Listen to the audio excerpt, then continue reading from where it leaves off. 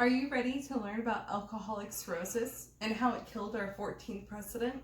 Well, let's get started.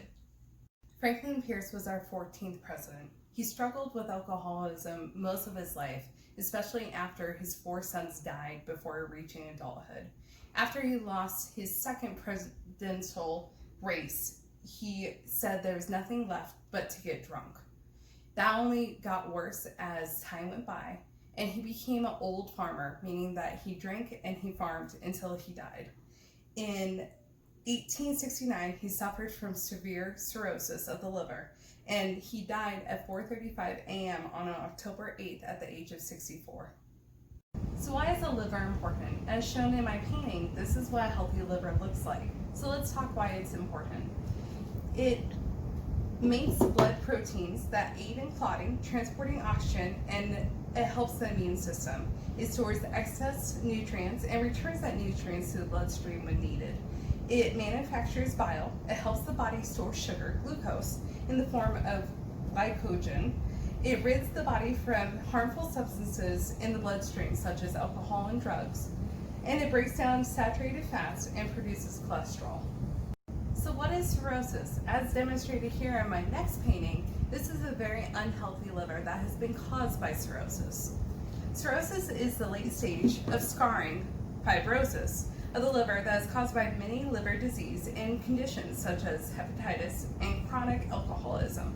Cirrhosis is a disease in which the healthy liver tissue is replaced by scar tissue. The scar tissue then blocks the flow of blood through the liver and slows the liver's ability to process nutrients, hormones, drugs, and natural toxins. The liver damage done by cirrhosis generally cannot be undone once it is caused. But if the liver cirrhosis is diagnosed early and the cause is treated, further damage can be limited or rarely reversed. To show the paintings again, but also another visual form, this is the healthy liver, which is also this. Then you have your fatty liver, and then you have cirrhosis, which is also shown by my second painting as well. So let's talk about the difference between alcoholic cirrhosis and cirrhosis that is caused by hepatitis C virus. Alcoholic cirrhosis is chronic alcoholism, 10 to 20 years of hard drinking, and it will cause damage to the liver. The cirrhosis will be caused by toxins in alcohol or by the malnutrition that is caused by chronic alcohol intake. Hepatitis C, however, over years of the infection of HCV can cause major damage to the liver. For every 75 to 85 people who have chronic HCV infection, 5 to 20 of them will develop cirrhosis. HCV infection can lead to both cirrhosis or liver cancer. So let's talk about the general symptoms that are related to alcoholic cirrhosis of the liver.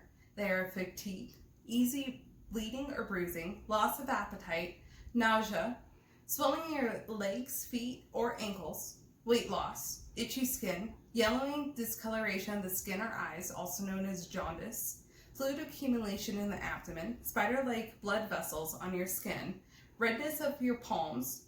For women, it's absent or loss of periods not due to menopause. For men, it's loss of sexual drive, breast enlargement, or testicular atrophy. Also, confusion, drowsiness, or slurred speech. So let's talk about who's most affected by alcoholic cirrhosis. The disease is common in people between 40 and 50 years of age. Men are more likely to develop the disease. However, women may develop the disease after less exposure to alcohol than men.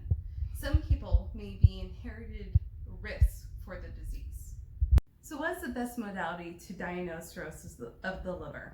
In alcoholic cirrhosis, there's a large amount of fat that accumulates in the liver. The fatty infiltration is best demonstrated on computed tomography, also known as CT.